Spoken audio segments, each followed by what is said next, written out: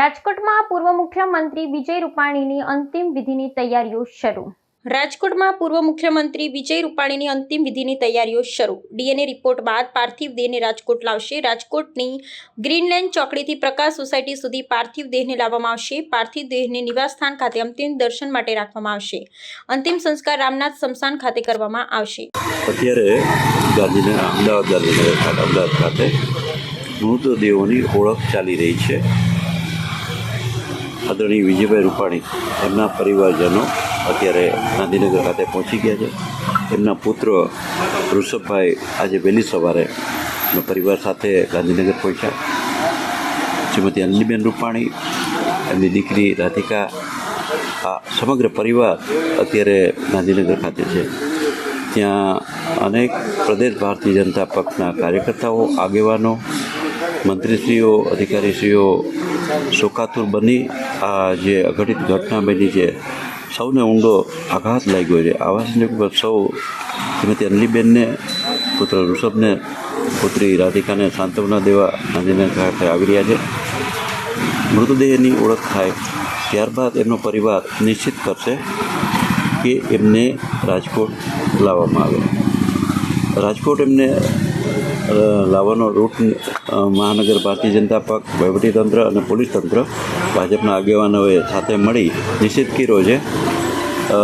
ત્યાંથી આવશે Kuvada road Greenland ચોકડી, ત્યાંથી રણછોડદાસજી મહારાજનો આશ્રમ, ત્યાંથી ડિલક્સ ચોક, પારવડી ચોક, સિવિલ હોસ્પિટલ ચોક, ત્યાંથી ચૌધરી હાઈસ્કૂલ ચોક, ચૌધરી હાઈસ્કૂલથી બહુમાળી ભવન ચોક, ત્યાંથી જિલ્લા પંચાયત ચોક, ત્યાંથી કિસાનપરા ચોક, ત્યાંથી આમ્રપાલી રૈયા રોડ અંડરબ્રિજ, ત્યાંથી આમ્રપાલી ચોક, ત્યાંથી હનુમાનમંડી ચોક, હનુમાનમંડીથી નિર્મલા કોન્વેન્ટ થઈ અને એમના નિવાસસ્થાને આદરણીય વિજયભાઈ રૂપાણીના પાર્થિવ દેહને લાવવામાં આવશે. ત્યારબાદ અંતિમ દર્શન અહીં રાખવામાં આવશે.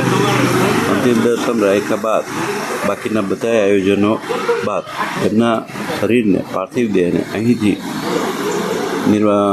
એમના નિવાસસ્થાનેથી પ્રકાશ સોસાયટી પૂજિત મકાનથી નિર્મલા કોન્વેન્ટ, ત્યાંથી કોટેચા ચોક, કોટેચા ચોકથી મહિલા ઝાંસીની રાણીની પ્રતિમા અંડરબ્રિજ થઈ અને એસ્ટોન સિનેમા ચોક, ત્યાંથી વિરાણી હાઈસ્કૂલ ચોક, એ રીતનો એક સમગ્ર રૂટ આયોજન કરવા હોય. ત્યાંથી એ ત્રિકોણબાગ, લાખાદરા રોડ, ભૂપેન્દ્ર રોડ અને એમનો જે વિસ્તાર લાખાદરા રોડ, ગરડિયાપુર રોડ, સાંગળવા ચોક, ત્યાં થઈ અને પેલેસ રોડ થઈ, કોઠારિયા નાકા થઈ અને એમને રામનાથપરા અંતિમ ધામ તરફ લઈ જવામાં આવશે.